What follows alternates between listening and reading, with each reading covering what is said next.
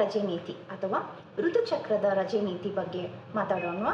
ಈ paid leave ಅಥವಾ ವೇತನ ಸಹಿತ ರಜೆ ಏನಕ್ಕೆ ಸರ್ಕಾರ ನಮಗೆ ಕೊಡ್ತಿದೆ ಅಂತ ನೋಡೋದಾದ್ರೆ, ಮಹಿಳೆಯರ ವರ್ಕ್ ಮತ್ತೆ ಹೆಲ್ತ್, ಆರೋಗ್ಯ ಮತ್ತು ಕೆಲಸದ ಸಮತೋಲನವನ್ನು ಕಾಪಾಡಿಕೊಳ್ಳೋ ಒಂದು ದೃಷ್ಟಿಕೋನದಿಂದ ಈ ನೀತಿಯನ್ನು ಜಾರಿ ಮಾಡಿದೆ. ವೇತನ ಸಹಿತ ರಜೆ ತಿಂಗಳಲ್ಲಿ ಒಂದು ದಿನ ಎಲ್ಲ ಮಹಿಳೆಯರಿಗೂ 18ರಿಂದ 52 ವರ್ಷದ ಎಲ್ಲ ಮಹಿಳೆಯರಿಗೂ ಪೇಯ್ಡ್ ಲೀವ್ ನೀಡಬೇಕೆಂದು ಹೇಳುತ್ತೆ. ಎರಡನೇದಾಗಿ ಎಲ್ಲ ವಲಯಗಳಲ್ಲಿ ಅಂದರೆ ಸರ್ಕಾರಿ, ಖಾಸಗಿ, IT ಕಂಪ್ನಿಗಳಿರ್ಬೋದು, ಪ್ರೈವೇಟ್ ಇಂಡಸ್ಟ್ರೀಸ್ಗಳಿರ್ಬೋದು, ಎಸ್ಪೆಷಲಿ ಗಾರ್ಮೆಂಟ್ಸ್ ಇರ್ಬೋದು, ಈ ವಲಯಗಳಲ್ಲಿ ಕೆಲಸ ಮಾಡೋ ಎಲ್ಲ ಮಹಿಳೆಯರಿಗೆ ಈ ರಜೆಯನ್ನು ತಿಂಗಳಲ್ಲಿ ಒಂದು ದಿನ ಕೊಡಲಾಗುತ್ತೆ. ಆಯಾ ತಿಂಗಳಲ್ಲಿ ಕೊಡುವ ರಜೆಯನ್ನು ಆಯಾ ತಿಂಗಳಲ್ಲೇ ಬಳಸ್ಕೊಳ್ಬೇಕು. ಮುಂದಿನ ತಿಂಗಳಿಗೆ ನಾವು ಅದನ್ನು ಕ್ಯಾರಿ ಫಾರ್ವರ್ಡ್ ಮಾಡುವಾಗಿಲ್ಲ.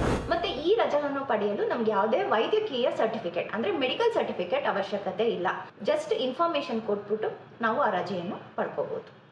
ಎಲ್ಲರಿಗೂ ನಮಸ್ಕಾರ. ಇದು ಧ್ವನಿ ಲೀಗಲ್ ಟ್ರಸ್ಟ್ ಮತ್ತು ಜನಶಕ್ತಿ ಮೀಡಿಯಾದ ಕಾನೂನು ಅರಿವು ಕಾರ್ಯಕ್ರಮ. ನೊಂದ ಮಹಿಳೆಯರಿಗೆ, ಶೋಷಿತ, ದುಡಿಯುವ ಮಹಿಳೆಯರಿಗೆ ಕಾನೂನಿನ ಅರಿವು ಮೂಡಿಸುವ ಕಾರ್ಯಕ್ರಮ ಇದಾಗಿದೆ. ಈಗಾಗಲೇ ಧ್ವನಿ ಲೀಗಲ್ ಟ್ರಸ್ಟ್ ಕಳೆದ 6 ವರ್ಷಗಳಿಂದ ಕಾನೂನಿನ ಅರಿವು ಮತ್ತು ನೆರವು ನೀಡುತ್ತಾ ಬರುತ್ತಿದೆ. ಈ ಕಾರ್ಯಕ್ರಮ ನಿಮಗೆ ಕಾನೂನಾತ್ಮಕ ದಾರಿಯಾಗಬಹುದೆಂದು ನಾವು ನಂಬಿದ್ದೇವೆ. ಎಲ್ರಿಗೂ ನಮಸ್ಕಾರ. ನನ್ನ ಹೆಸರು ಅರ್ಚನಾ. ನಾನು ಒಬ್ಬ ವಕೀಲೆ. ಧ್ವನಿ ಲೀಗಲ್ ಟ್ರಸ್ಟ್ನಲ್ಲಿ ಕಾನೂನು ಅರಿವು ಕಾರ್ಯಕ್ರಮದ ಸಂಯೋಜಕಿಯಾಗಿ ಕೆಲಸ ಮಾಡ್ತಾ ಇದ್ದೀನಿ. ಇವತ್ತಿನ ದಿನ ನಾವು ಮುಟ್ಟಿನ ರಜೆ ನೀತಿ ಅಥವಾ ಋತುಚಕ್ರದ ರಜೆ ನೀತಿ ಬಗ್ಗೆ ಮಾತಾಡೋಣ. ಏನಿದು, ಈ ನೀತಿ ಏನು ಹೇಳುತ್ತೆ ಅನ್ನೋದನ್ನು ಸ್ವಲ್ಪ ನೋಡೋಣ. ಈ ಪೇಯ್ಡ್ ಲೀವ್ ಅಥವಾ ವೇತನ ಸಹಿತ ರಜೆ ಏನಕ್ಕೆ ಸರ್ಕಾರ ನಮಗೆ ಕೊಡ್ತಿದೆ ಅಂತ ನೋಡೋದಾದರೆ, ಮಹಿಳೆಯರ ವರ್ಕ್ ಮತ್ತು ಹೆಲ್ತ್, ಆರೋಗ್ಯ ಮತ್ತು ಕೆಲಸದ ಸಮತೋಲನವನ್ನು ಕಾಪಾಡಿಕೊಳ್ಳೋ ಒಂದು ದೃಷ್ಟಿಕೋನದಿಂದ ಈ ನೀತಿಯನ್ನು ಜಾರಿ ಮಾಡಿರ್ತಾರೆ. ಈ ನೀತಿಯ ಹಿನ್ನೆಲೆ ಏನು ಅಂತ ನಾವು ನೋಡೋದಾದರೆ, ಈ ನಮಗೆ ಋತು ಚಕ್ರ ಶುರುವಾದಾಗ ಅಥವಾ ನಮ್ಮ ಮುಟ್ಟಿನ ರಜೆ ದಿನಗಳು ಶುರುವಾಗಲಿಕ್ಕಿಂತ ಮುಂಚೆಯಿಂದಾನೇ ಮಹಿಳೆಯರಿಗೆ ಸೊಂಟ ನೋವು ಕಾಣಿಸ್ಕೊಳೋದು, ಕಣ್ಣಿನ ಊತ ಆಗೋದು, ಮೈಕೈ ಕಾಲು ನೋವೋದು, ಕಿರಿಕಿರಿ ಅನಿಸೋದು, ಈ ಥರ ಸುಮಾರು ಸಮಸ್ಯೆಗಳನ್ನ ನಾವು ಎದುರಿಸ್ತಾ ಬರ್ತೀವಿ. ಸೊ ಈಗಿರೋವಂಥ ಒಂದು ಸಂದರ್ಭದಲ್ಲಿ ಒಂದು ದಿನದ 5 ದಿನದವರೆಗೂ ನಾವು ಈ ಕಷ್ಟಗಳನ್ನ ಅನುಭವಿಸ್ತೀವಿ. ಅದರಲ್ಲಿ ಒಂದು ದಿನ ನಮಗೆ ಸ್ವಲ್ಪ ಸಮಾಧಾನವಾಗಿ ಇರಲು ಈ ರಜೆಯನ್ನು ಕರ್ನಾಟಕ ಸರ್ಕಾರ ಯೋಚನೆ ಮಾಡಿ ಮತ್ತು ಇತರೆ ಸಮಾನ ಮನಸ್ಕರು ಯೋಚನೆ ಮಾಡಿ ಈ 5 ದಿನದಲ್ಲಿ ಒಂದು ದಿನದ ರಜೆಯನ್ನಾದರೂ ಮಹಿಳೆಯರಿಗೆ ಕೊಡಬೇಕಾಗುತ್ತೆ. ಎಸ್ಪೆಷಲಿ ವರ್ಕಿಂಗ್ ಕ್ಲಾಸ್ ವುಮೆನ್ಗೆ, ಕೆಲಸ ಮಾಡುವಂಥ ಮಹಿಳೆಯರಿಗೆ ಈ ರಜೆಯನ್ನು ಕೊಡಬೇಕಾಗತ್ತೆ ಅಂತ ಯೋಚನೆ ಮಾಡಿದ್ದು. ಯಾಕೆ ಬೇರೆ ವರ್ಕಿಂಗ್ ಕ್ಲಾಸ್?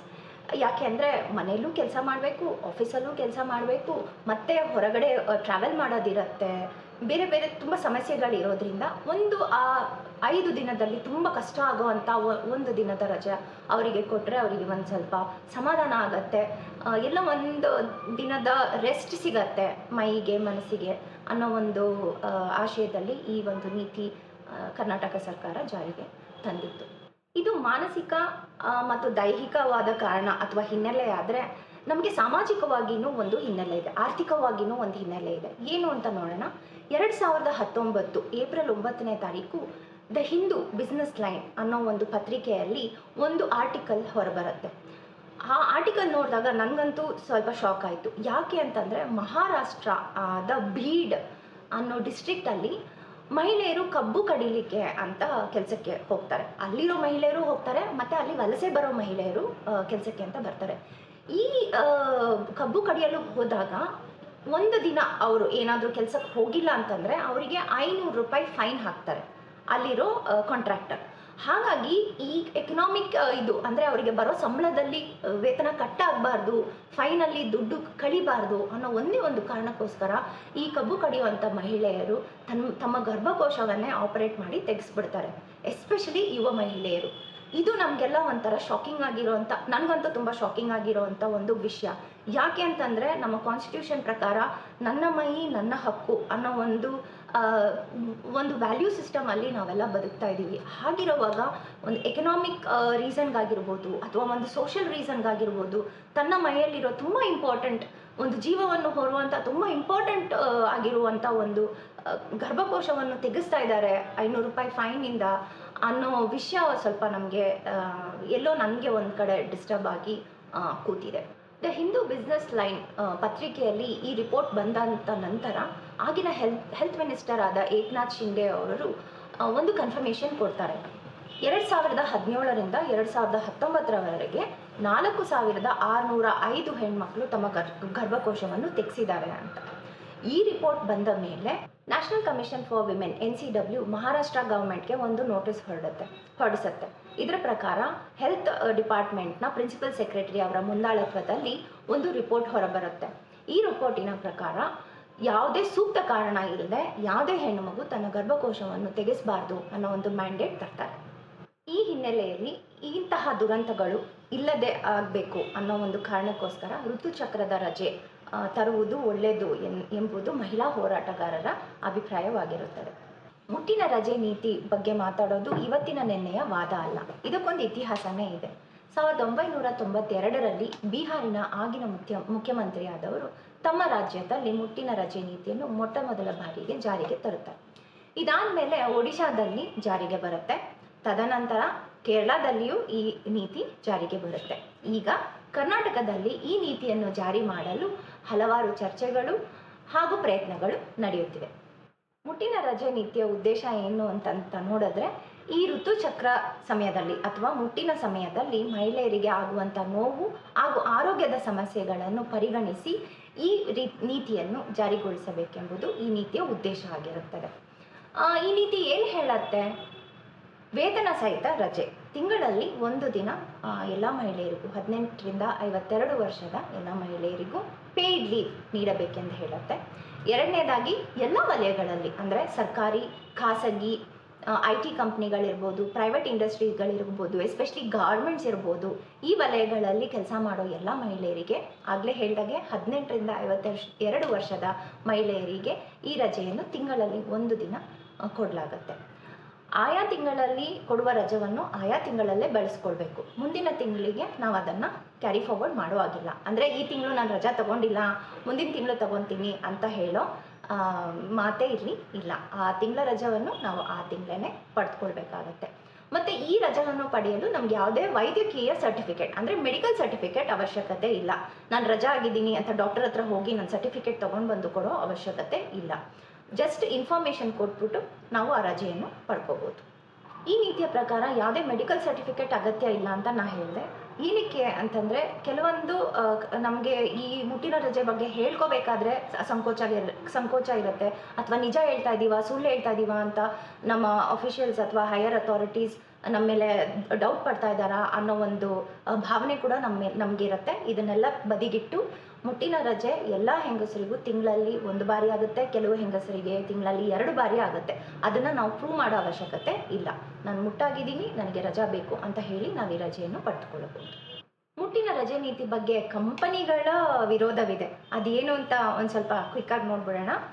ಒಂದು, ಕಾರ್ಯಾಚರಣೆ ಅಡಚಣೆ ಅಂದರೆ ಆಪರೇಷನಲ್ ಡಿಸ್ರಪ್ಷನ್ಸ್. ಎರಡನೇದು, ಹೆಚ್ಚುವರಿ ಆರ್ಥಿಕ ಹೊರೆ ಅಂದರೆ ಅಡಿಷನಲ್ ಫೈನಾನ್ಷಿಯಲ್ ಬರ್ಡನ್. ಲಿಂಗ ತಾರತಮ್ಯದ ಆತಂಕ, ಫಿಯರ್ ಆಫ್ ಜೆಂಡರ್ ಡಿಸ್ಕ್ರಿಮಿನೇಷನ್. ಪ್ರಸ್ತುತ ರಜೆಗಳ ಲಭ್ಯತೆ, ಈಗಾಗಲೇ ರಜೆ ಇದೆ, ಕ್ಯಾಶುವಲ್ ಲೀವ್ ಇದೆ, ಎಮರ್ಜೆನ್ಸಿ ಲೀವ್ ಇದೆ, ಸಿಕ್ ಲೀವ್ ಇದೆ, ಮೆಟರ್ನಿಟಿ ಲೀವ್ ಇದೆ. ಇದ್ಯಾವುದಪ್ಪ ಹೊಸದು ಮುಟ್ಟಿನ ರಜೆ ಅನ್ನೋ ಒಂದು ಐಡಿಯಾನು ನಮ್ಮ ಕಂಪ್ನೀಸ್ಗೆ ಇದೆ. ಪ್ರೊಡಕ್ಟಿವಿಟಿ ಮೇಲೆ ಪರಿಣಾಮ ಬೀಳುತ್ತೆ. ಹಾಗೂ ಪುರುಷ ಕೆಲಸ ಮಾಡ್ತಾರಲ್ಲ ನೌಕರರು, ಅವರಲ್ಲಿ ಒಂದು ಅಸಮಾಧಾನ ಇರುತ್ತೆ. ಮುಟ್ಟಿನ ರಜೆ ದಿನ ಇವ್ರು ರಜಾ ತಗೊಂಡು ಹೋಗ್ಬಿಡ್ತಾರೆ, ಅವ್ರ ಕೆಲಸ ಎಲ್ಲ ನಮ್ಮ ತಲೆ ಮೇಲೆ ಬೀಳುತ್ತಪ್ಪ ಅನ್ನೋ ಒಂದು ಅಸಮಾಧಾನ ಕೂಡ ವ್ಯಕ್ತಪಡಿಸ್ತಾರೆ ಅಂತ ಕಂಪನಿಗಳು ಹೇಳ್ತಾರೆ. ಕರ್ನಾಟಕದಲ್ಲಿ ಇತ್ತೀಚೆಗೆ ಈ ಮುಟ್ಟಿನ ರಜೆ ನೀತಿ ಬಗ್ಗೆ ಮಾತಾಡಬೇಕಾದ್ರೆ ಬ್ಯಾಂಗ್ಳೂರ್ ಹೋಟೆಲ್ಸ್ ಅಸೋಸಿಯೇಷನ್ಸ್ ನಲ್ಲಿರೋ ಅಂಥವರು ಹೈಕೋರ್ಟ್ನ ಅಪ್ರೋಚ್ ಮಾಡ್ತಾರೆ. ಏನಕ್ಕೆ ಅಪ್ರೋಚ್ ಮಾಡ್ತಾರೆ? ಕರ್ನಾಟಕ ಸರ್ಕಾರಕ್ಕೆ ಈ ಥರ ಒಂದು ನೀತಿ ತರಲಿಕ್ಕೆ ಯಾವುದೇ ಒಂದು ಪವರ್ ಇರೋದಿಲ್ಲ ಅಂತ ಹೇಳಿ ಹೈಕೋರ್ಟ್ನ ಅಪ್ರೋಚ್ ಮಾಡ್ತಾರೆ. ಈ ಅಪ್ಲಿಕೇಶನ್ ಮೇಲೆ ಗೌರವಾನ್ವಿತ ಹೈಕೋರ್ಟ್ ಕೂಡ ಸ್ಟೇ ಆರ್ಡರ್ನ ತರುತ್ತೆ ಈ ನೀತಿ ಮೇಲೆ. ಆದರೆ ಇದಾದ ನಂತರ ಅಡ್ವೊಕೇಟ್ ಜನರಲ್ ರವರು, ನಮ್ಮ ಕರ್ನಾಟಕ ಸರ್ಕಾರದ ಅಡ್ವೊಕೇಟ್ ಜನರಲ್ ರವರು ವಾದ ವಿವಾದ ಮಾಡಿ ಈ ಸ್ಟೇ ಬಗ್ಗೆ ಸ್ವಲ್ಪ ಇನ್ನು ಹೆಚ್ಚು ಪರಿಗಣಿಸಬೇಕು ಈ ನೀತಿ ಬಗ್ಗೆ ಅಂತ ಹೇಳಿದಾಗ ಗಂಟೆಗಳ ನಂತರ ಹೈಕೋರ್ಟ್ ಏನು ಮಾಡುತ್ತೆ, ತಾವು ಕೊಟ್ಟಿರೋ ಸ್ಟೇಯನ್ನು ಹಿಂಪಡೆಯುತ್ತಾರೆ. ಇಲ್ಲಿ ನಾವು ಗಮನಿಸಬೇಕಾಗಿರೋ ವಿಷಯ ಏನಂತಂದರೆ, ಬ್ಯಾಂಗ್ಳೂರ್ ಅಸೋಸಿಯೇಷನ್ಸ್ ಅವರು ಹೋಟೆಲ್ಸ್ ಅಸೋಸಿಯೇಷನ್ಸ್ ಅವರು ಏನು ಹೇಳ್ತಾರೆ, ಈ ಥರ ಪಾಲಿಸಿ ತರಲಿಕ್ಕೆ ಸರ್ಕಾರಗಳಿಗೆ ಯಾವುದೇ ರೈಟ್ಸ್ ಅಥವಾ ಪವರ್ ಇರೋದಿಲ್ಲ ಅಂತ ಹೇಳ್ತಾರೆ. ಆ್ಯಕ್ಚುಲಿ ನಾವು ನೋಡೋದಾದರೆ ಪಾಲಿಸಿ ಮೇಕಿಂಗ್ ಡಿಸಿಷನ್ಸ್ ಬಂದು ಲೆಜಿಸ್ಲೇಚರ್ ಮತ್ತು ಎಕ್ಸಿಕ್ಯೂಟಿವ್ ಕಡೆ ಇರುತ್ತೆ ಹೊರತು ಜುಡಿಷರಿಯಲ್ಲಿ ಇರೋದಿಲ್ಲ. ಹಾಗಾಗಿ ಎಕ್ಸಿಕ್ಯೂಟಿವ್ ಮತ್ತು ಲೆಜಿಸ್ಲೇಚರ್ ಆಗಿರೋ ಕರ್ನಾಟಕ ಗವರ್ಮೆಂಟಿಗೆ ಈ ಥರ ನೀತಿ ಅಥವಾ ಯಾವುದೇ ಗವರ್ಮೆಂಟ್ಸ್ಗೆ ಈ ಥರ ನೀತಿ ಜಾರಿ ಮಾಡಲು ಹಕ್ಕು ಅಥವಾ ಪವರ್ ಇದೆ ಅನ್ನೋದನ್ನು ನಾವು ಹೇಳ್ಬೋದು. ಮುಟ್ಟಿನ ರಜೆ ನೀತಿ ಅಥವಾ ಋತುಚಕ್ರ ರಜೆ ನೀತಿ ಬಗ್ಗೆ ನಾವು ಮಾತಾಡುವಾಗ ನಮ್ಮ ಭಾರತದ ಸಂವಿಧಾನ ಅಂದರೆ ಕಾನ್ಸ್ಟಿಟ್ಯೂಷನ್ನ ನಾವು ಪರಿಗಣಿಸಬೇಕಾಗುತ್ತೆ. ಯಾಕೆ ಅಂತಂದರೆ ಆರ್ಟಿಕಲ್ 21 ಏನು ಹೇಳುತ್ತೆ ಅನ್ನೋದನ್ನು ನಾನಿಲ್ಲಿ ಹೇಳ್ತೀನಿ. ಆರ್ಟಿಕಲ್ 21 ತುಂಬ ಸ್ಪೆಸಿಫಿಕ್ ಆಗಿ right to life with dignity and health enabling meaningful existence ಅಂದರೆ ಇದ್ರ ಪ್ರಕಾರ right to live with human dignity, right to livelihood, right to clean environment, right to privacy, right to health. So ಇಷ್ಟು ಹಕ್ಕುಗಳನ್ನ ನಮಗೆ article 21 of our constitution ಎಲ್ಲ human ಬೀಯಿಂಗ್ಸ್ಗೂ, ಭಾರತದ ಎಲ್ಲ ಪ್ರಜೆಗಳಿಗೂ ಈ ಹಕ್ಕುಗಳನ್ನ ಕೊಡುತ್ತೆ. ಸೊ ಹಾಗಾಗಿ ರೈಟ್ ಟು ಹೆಲ್ತ್ ಅನ್ನೋದು ಇಂಪ್ಲಿಸಿಟ್ ಆಗಿ ನಮಗೆ ಈ ಆರ್ಟಿಕಲ್ ಒಳಗೆ ಬಂದಿರೋದ್ರಿಂದ ಋತುಚಕ್ರ ರಜೆ ನೀತಿ ಅಥವಾ ಮುಟ್ಟಿನ ರಜೆ ನೀತಿ ಡೈರೆಕ್ಟ್ ಆಗಿ ಮಹಿಳೆಯರ ಒಂದು ಹೆಲ್ತ್ ಬಗ್ಗೆ ಮಾತಾಡೋದ್ರಿಂದ ಆರ್ಟಿಕಲ್ 21ನ ಇದು ಅಟ್ರಾಕ್ಟ್ ಮಾಡುತ್ತೆ. Article 15 clause 3 of the constitution ಏನು ಹೇಳುತ್ತೆ ಅಂತಂದರೆ it empowers the state to make special provision for women and children. So ಮಹಿಳೆ ಮತ್ತು ಮಕ್ಕಳಿಗೆ ಬೇಕಾಗಿರುವಂತಹ ಸ್ಪೆಷಲ್ ಪ್ರಾವಿಷನ್ಸನ್ನು ಮಾಡುವಂತಹ ಪವರ್ ಸ್ಟೇಟ್ಗೆ ನಮ್ಮ ಕಾನ್ಸ್ಟಿಟ್ಯೂಷನ್ ಕೊಟ್ಟಿದೆ. Article 42 of the constitution directive principles ಅಡಿಯಲ್ಲಿ ಏನು ಹೇಳುತ್ತೆ ಅಂತಂದರೆ make provisions for securing just and human conditions of work and for maternity relief ಅಂತ ಹೇಳುತ್ತೆ. ಅಂದರೆ ನ್ಯಾಯಯುತ ಮತ್ತು ಮಾನವೀಯ ಪರಿಸ್ಥಿತಿಗಳನ್ನು ಮಹಿಳೆಯರಿಗೋಸ್ಕರ, ಮಕ್ಕಳಿಗೋಸ್ಕರ ಮಾಡಿಕೊಡುವಂಥ ಒಂದು ಡೈರೆಕ್ಟಿವ್ ಪ್ರಿನ್ಸಿಪಲನ್ನು ನಮ್ಮ ಕಾನ್ಸ್ಟಿಟ್ಯೂಷನ್ ಹೇಳುತ್ತೆ. ಇದ್ರ ಪ್ರಕಾರ ಈ 42 ಆರ್ಟಿಕಲ್ ಪ್ರಕಾರ government safe working environment and support for women's health ಈ ವಲಯದಲ್ಲಿ ಅಂದರೆ ಮಹಿಳೆಯರು ಸೇಫ್ ಆಗಿ ತಮ್ಮ ಕೆಲಸಗಳನ್ನ ನಿರ್ವಹಿಸುವಂಥ ಎನ್ವೈರ್ನ್ಮೆಂಟ್ ಕ್ರಿಯೇಟ್ ಮಾಡಿಕೊಡೋದು ಗೌರ್ಮೆಂಟಿನ ಒಂದು ರೆಸ್ಪಾನ್ಸಿಬಿಲಿಟಿ ಆಗಿರುತ್ತೆ ಅಂತ ಆರ್ಟಿಕಲ್ 42 ಹೇಳುತ್ತೆ. ಮೆನ್ಸ್ಟ್ರಲ್ ಲೀವ್ ಪಾಲಿಸಿ ಅಂತ ಬಂದಾಗ ಯಾವುದೇ ಒಂದು ಸೆಂಟ್ರಲ್ ಲಾ ಅಂದರೆ ಇಡೀ ದೇಶಕ್ಕೆ ಆಗುವಂಥ ಒಂದು ಲಾ ನಮ್ಮಲ್ಲಿ ಇಲ್ಲ. ಆದರೆ ಆಯಾ ಸ್ಟೇಟ್ಸ್, ಬೇರೆ ಬೇರೆ ರಾಜ್ಯಗಳು ಅವರಿಗೆ ಬೇಕಾಗಿರುವಂಥ ಒಂದು ಇನಿಷಿಯೇಟಿವ್ಸ್, ಈ ವಿಚಾರದಲ್ಲಿ ಇನಿಷಿಯೇಟಿವ್ಸ್ನ ತಗೊಂಡಿದ್ದಾರೆ. ಈ ಒಂದು ನಿಟ್ಟಿನಲ್ಲಿ ಕರ್ನಾಟಕ ರಾಜ್ಯ ಋತುಚಕ್ರ ರಜೆ ನೀತಿ ಮಾಡಿರೋದು ಒಂದು ಹೆಜ್ಜೆಯಾಗಿರುತ್ತೆ. ಪ್ರಾಯೋಗಿಕವಾಗಿ ನೋಡಿದ್ರೆ ಅಂದರೆ ಪ್ರಾಕ್ಟಿಕಲ್ ಆಗಿ ನೋಡಿದ್ರೆ ಮುಟ್ಟಿನ ರಜೆ ನೀತಿ ಅನ್ನೋದು ಮಹಿಳೆಯರ ಸಾಮಾಜಿಕ ಅಥವಾ ಕೆಲಸದ ಸ್ಥಳದ ವ್ಯವಸ್ಥೆಯನ್ನು ಮುಂದಕ್ಕೆ ಅಥವಾ ಮುನ್ನೆಲೆಗೆ ತರುತ್ತದೆ. ಆದರೆ ಮುಟ್ಟಿನ ನೋವು ಅಥವಾ ಮುಟ್ಟಿನ ವಿಚಾರವನ್ನು ಯುವ ಪೀಳಿಗೆ, ಯುವ ಮಹಿಳೆಯರು ಸ್ವಲ್ಪ ಓಪನ್ ಆಗಿ ಮಾತಾಡ್ತಾರೆ. ಆದರೆ ಇಂದಿಗೂ ಹಲವರಲ್ಲಿ ಸಾಂಸ್ಕೃತಿಕ ಸಂಕೋಚ ಇದೆ. ಈ ಮುಟ್ಟಿನ ಬಗ್ಗೆ ನನಗೆ ಪೀರಿಯಡ್ಸ್ ಆಗಿದೆ, ನನಗೆ ಮೆನ್ಸ್ಟ್ರಲ್ ಸೈಕಲ್ ಸ್ಟಾರ್ಟ್ ಆಗಿದೆ, ಅಥವಾ ನಾನು ಹೊರಗಡೆ ಹೋಗಿದ್ದೀನಿ, ಈ ಥರ ವಿಷಯಗಳನ್ನ ಮಹಿಳೆಯರು ಮುಕ್ತವಾಗಿ ಇವತ್ತಿಗೂ ಹೇಳಿಕೊಳ್ಳಲು ಅಥವಾ ಹಂಚಿಕೊಳ್ಳಲು ಹಿಂಜರಿಯುತ್ತಾರೆ. ಇದೇನಕ್ಕೆ ಅಂತಂದರೆ ಇವತ್ತಿಗೂ ಮುಟ್ಟಿನ ವಿಷಯ ನಿಷೇಧಿತ ವಿಷಯವಾಗಿರುತ್ತದೆ. ಅಂದರೆ ಟ್ಯಾಬು ಅಂತ ನಾವೇನು ಕರೀತೀವಿ ಆ ಥರ. ಮುಟ್ಟಿನ ರಜೆ ಪಡೆಯೋದು ಎಲ್ಲ ಮಹಿಳೆಯರ ಹಕ್ಕಾಗಿರುತ್ತೆ.